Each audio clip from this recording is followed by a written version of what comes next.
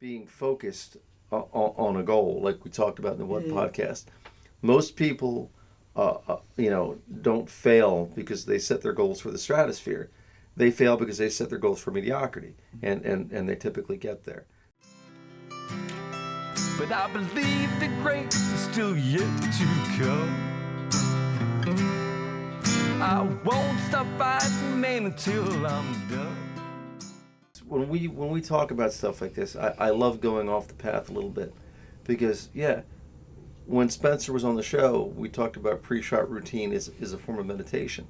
And by the way, thank you for the people that comment on the shorts that are productive comments. And somebody says, hey, being happy is the key.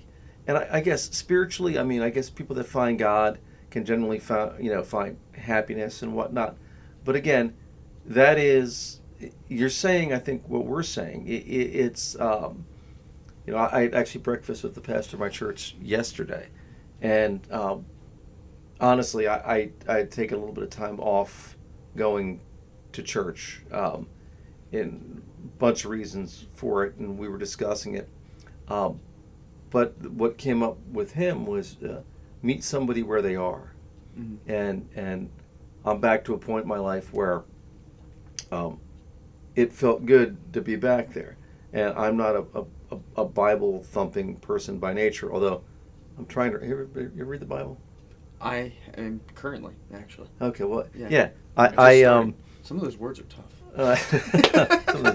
Right. The names. Well, no, let me tell you what. Somebody told me you should read we're working on it. You should read the New Testament first, and I probably believe that because I've read the first three books, some in the fourth book of the Old Testament. You know what, folks? Like I'm glad I'm reading it, but it's just some of it's like cray. It's like if you have an affair with someone else's wife, you owe them 3 goats and a chicken and a gift card to Wawa. Outdated. It's tough. It's a tough read. But anyway, with that said, you can reach happiness spiritually. It's not always about money. So when I say happiness can't buy money, money is in your own terms. So when you're doing commenting, I hear you. I do. But I think being focused on a goal, like we talked about in the one podcast, most people, don't fail because they set their goals for the stratosphere. They fail because they set their goals for mediocrity, and they typically get there. So let's talk about this. Richie, 2024, we're only into February. Give me your biggest goal for 2024. I want to qualify into an event in one of the professional events. So whether that's a Korn Ferry Tour qualifier, a PGA Tour qualifier, or I'll even say, win a mini tour event. Yeah, that'd be great.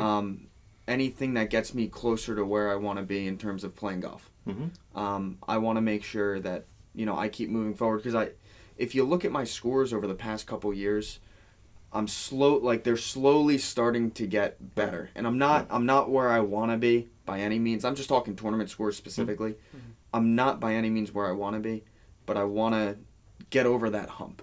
Yep. Because I know me specifically, the second I get over that hump, you ain't stopping. Break the seal. It's like the guy that broke the 4-minute mile. Yeah.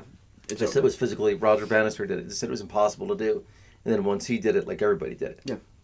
You're breaking the seal. So it's a cool story, by the way. Yeah, it's a great story. I love stories like that. So, by the way, congratulations to DMG. I forgot to mention this.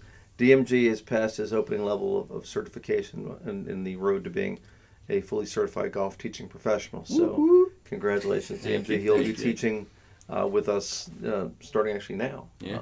So, question to you, David. So let's go. What would be your one single biggest goal for 2024? Yeah, so based off what you said, after taking the classes and reading more golf books and really learning about golf instruction, the swing, and there's so much to do with it, I think that's my goal. 2024, I want to become a master and read, if I want to quantify it, read at least 3 golf instruction books or something to quantify it for me. That's awesome. Go ahead. I thought you were going to go in another direction. I was going to pull you back to specifics, and then you saved yourself. Okay, so thank you. Quantified it, yeah.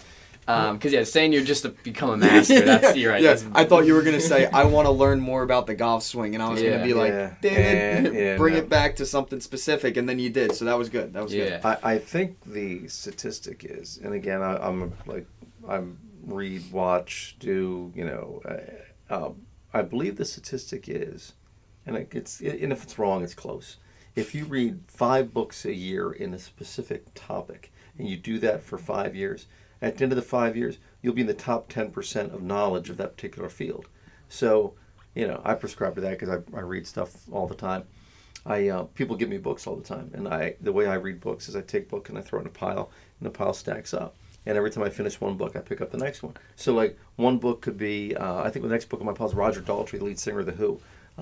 That was a book, but then the book before that was, Alan Greenspan when he was, the chairman of the Fed. The book I'm reading right now is Malcolm Gladwell's Blink.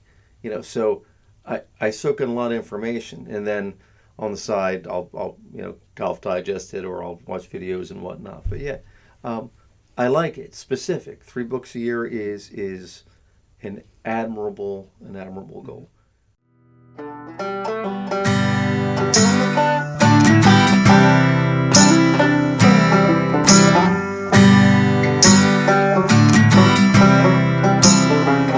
Glass of bourbon, ha ha.